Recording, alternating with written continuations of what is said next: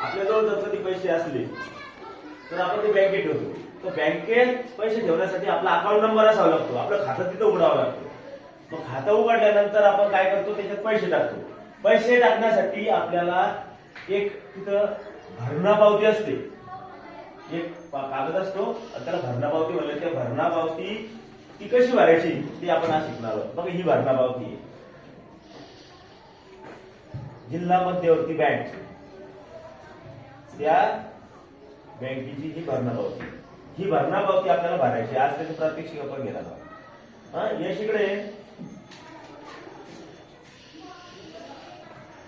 हे बघ, ही आहे, ही काय आहे, भरणा पावती आहे. आता भरणा पावती मध्ये बघा हे नाव वाचवर तू. दिनांक ही औरंगाबाद जिल्हा मध्य सर्व बँक ही चालू बचत कॅश क्रेडिट वैयक्तिक कर्ज रिकरिंग मुदत ठेव कल्पतरू लक्षगीश अभयंगा. बघा याच्यात जे आहे ना, तर ही भरणा पावती, तर याच्यात काही शॉर्टकट नाव दिलेले जसं की औरंगाबाद जिल्हा मध्यवर्ती शब्द, तो मध्यवर्ती सहकारी बँक लिमिटेड असे या बँकेचं पूर्ण नाव आहे. याच्यात जागा कमी असल्यामुळे ते बँकेचं नाव शॉर्टकट लिहिलेले आहे. बघा आता इथं काय आहे, शाखा. शाखा काय आहे, शाखा. शाखा म्हणजे आपण जिथं आपलं खातं उघडलेलं आहे, उदाहरणार्थ समजा किशोरला खातं उघडलेलं आहे, मग तिथली शाखा, त्या बँकेची ती शाखा आहे. कन्नडला खातं उघडलेलं असेल तर कन्नडची शाखा आहे. तर तसं ती शाखा इथं शाखा टाकायची. शाखा समजा आता आपण किशोरला खातं उघडले, आपण किशोरच्या शाखेमध्ये गेलो तर इथं काय टाकणार आपण, किशोर. त्याच्यानंतर पुढे काय आहे, दिनांक. ज्या दिवशी आपण पैसे टाकतोय ना तो दिनांक टाकायचा. त्याच्यानंतर इथं काय आहे, खाते क्रमांक. आपला जो खाते क्रमांक आहे, आपल्याला पासबुक दिलं जातं बँकेत, त्याच्यावर आपला खाते क्रमांक असतो. तर तो खाते क्रमांक काय करायचा, आपण इथं टाकायचा. त्याच्यानंतर इथं काय पुढं, च्या खात्यात भरण्यासाठी. च्या खात्यात भरणे. च्या म्हणजे कोणाच्या, ज्याच्या खात्यामध्ये. आता समजा उदाहरणार्थ आता यशचं खाते देतं, यशचं खातं असल्यामुळे यशचं खातं पूर्ण याचं नाव लिहावं लागलं. यश तुझं पूर्ण नाव काय, यश सुदामुळे. यश सुदामुळे असं आपल्याला इथे लिहावं लागलं.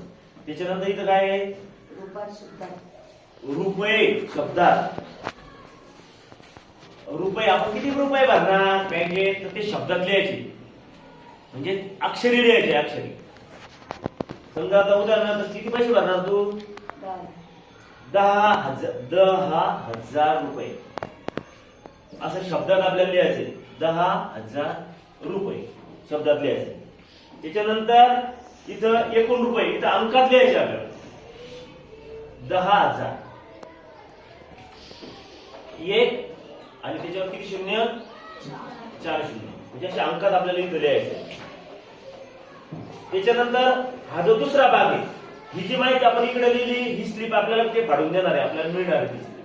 आता इकडची जी माहिती आहे ही बँकेत राहणार आहे, तर ही पण अशीच माहिती आपल्याला इकडे भरायची आहे. हे बघा शाखा काय, इथं काय टाकणार, किशोर.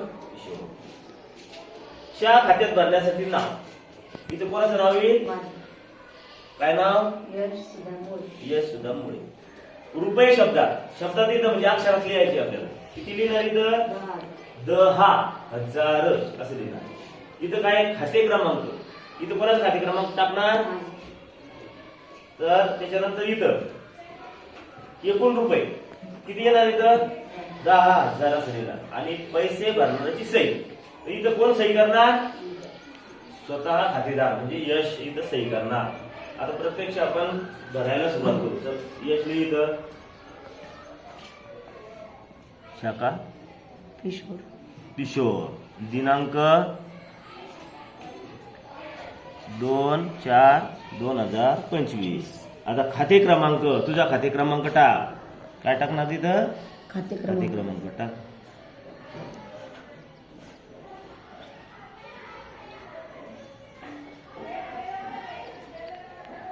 ओके. च्या खात्यात भरण्यासाठी तर इथं कोण काय टाकणार, तू नाव टाक, तुझं पूर्ण पटकन नाव टाक.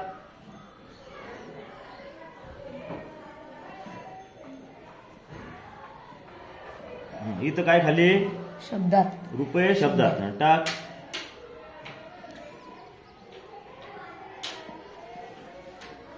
हे काय इथं खाली रुपये हा कशात टाकणार अंकात. अंकात टाक. हा, ही पावती तुझी आहे. आता ही बँकेची पावती इकडं चल इथं पण हीच माहिती आता इकडं भरायची. काय इथं वरती शाखा हा टाक.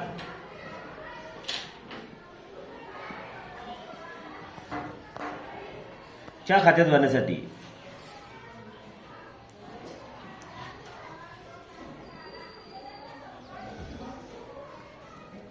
ठीक आहे. अशा प्रकारे बघ अशा प्रकारे इकडची जी माहिती आहे ना तर ही माहिती इकडं अशीच भरायची.